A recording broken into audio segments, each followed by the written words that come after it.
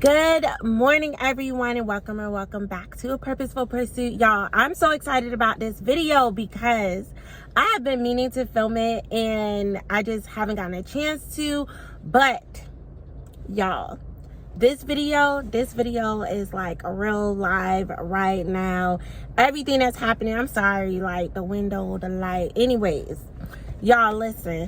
So when it comes to meeting the one that God has for you, when it comes to meeting and marrying your spouse, what should you be looking for? One of the things that you need to be looking for that I feel like a lot of people overlook, we name a lot of things, and I feel like I probably mentioned this a little bit, but not like in totality, like really going into it. But one of the things that you need to be looking for is this person's ability to hear from God. Like, so many couples have issues in their marriages, and one of the reasons they have an issue in their marriage is because they do not believe in their spouse's ability to hear from God. This light, hold on. Okay. They do not believe in their spouse's ability to hear the voice of God. And you're like, well, Crystal, why is this a problem? They can hear from God, do what they need to do. I can hear from God, do what I need to do. It's a problem because you need to be able to trust what your spouse is saying, what they're ministering to you, when God may be not saying the thing to you. Case in point. So I'm living this right now. And this is, y'all, I am so glad that I have a husband that I know can hear from God. So Ricky came and he literally just did a video on the channel, and he was talking about us going to visit South Africa because God has been talking to him about us going to South Africa. And he told me, and I was like, okay, like he is level 10 excited about South Africa. And the truth of the matter is, God has not spoken to me about South Africa. He hasn't said anything, but I am able to support what he is hearing God say to him concerning our family, because I know he can hear the voice of God. Like, while we were dating, there were times when he said things, he did things that I know it was him hearing the voice of God. And when you're looking for somebody to be your spouse, you need to be thinking, can this person hear from God? What, before you get to the altar, before you get serious in this relationship, before you get engaged, anything like that, you need to be saying, can this person hear the voice of God? Have I seen evidence? Not just, do I think they can hear from God? Have I seen evidence that this person can hear the voice of God? And there was evidence in Ricky and I's relationship, starting with when he was like, hey, God told me, we were going to be married.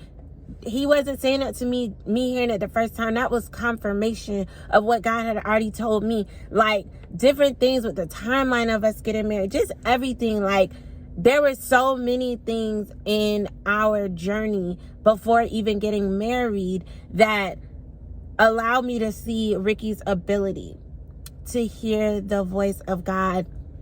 Even the way that we would live life together, the way that we would pursue what God was calling us to together. Like, I wasn't so quick to always try to tell him everything. I let him tell me what God was saying to him. And it would be moments where it would be like, okay, awesome. Like, God said that to me too. God said that to me too. So I know you're hearing from the same God I'm hearing from. Because these days people will be real spiritual. And you need to make sure you know what God they're hearing from.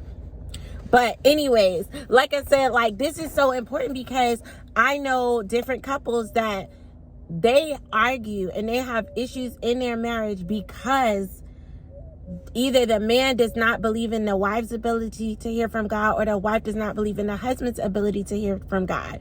The Bible says to submit yourselves one to another. It's going to be hard to submit yourself to somebody when you don't believe that they can actually hear what God is saying.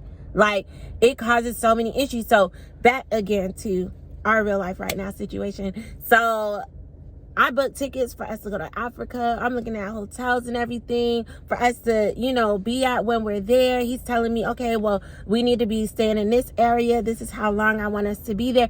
And I am able to easily, like, I don't fight him like, oh, even when it came down to when should we go, I was like, okay, well, when do you want us to first go out there? And he was like, I feel like we need to go in October. And I was like, Okay. And so we looking at the tickets, and he's like, man, these tickets are kind of high. And I was like, yeah, because of when it is.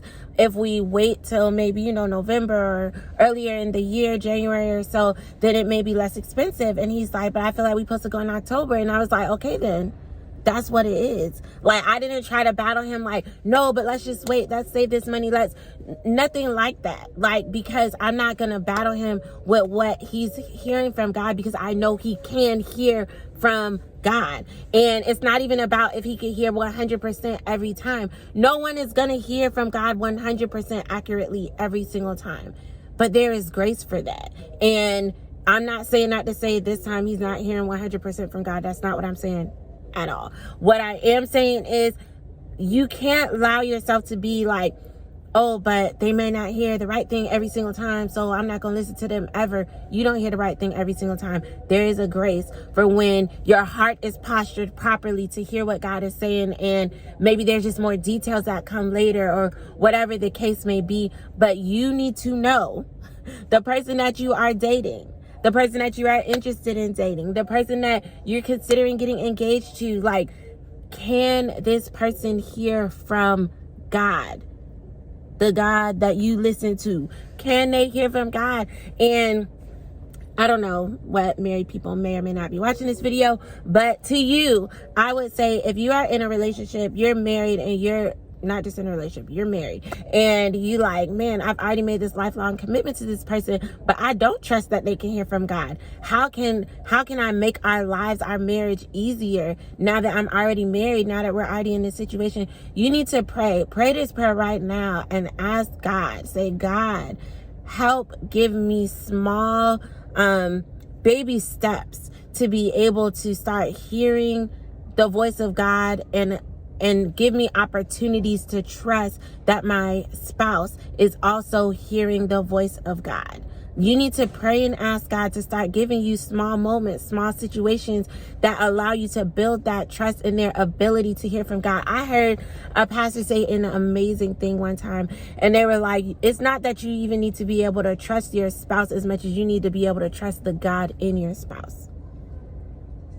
The God in your spouse is going to keep them from cheating on you. The God in your spouse is going to keep them from lying to you. The God in your spouse is going to help make sure that they navigate your lives well. The God in your spouse is going to keep your marriage in a way that only God can keep it. And you need to be able to trust the God in your spouse. And one thing I can say, and I'm so grateful for it, is I can 100% trust the God in Ricky. Like, I trust his ability to hear from God. I trust his desire to follow the heart of God, follow the voice of God.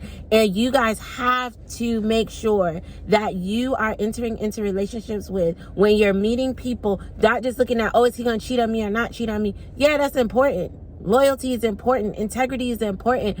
But also, can they hear from God?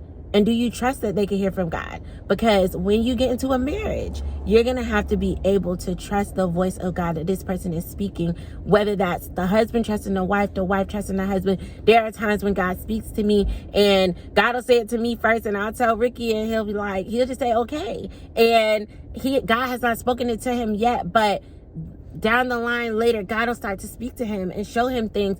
And we give each other space as well to be able to wait and confirm what it is that God is saying. We don't try to beat stuff into the other one, like, well, you need to go pray for 3 hours, and no, we are patient and we allow God to speak to each other, because we're not replacing the voice of God in each other's lives, but we do recognize that God will speak through either of us into each other's lives, and that happens a lot when you're married. But yeah, so I just had to come on and I had to say that, like, when you're dating, you need to be looking to see, can this person hear from God?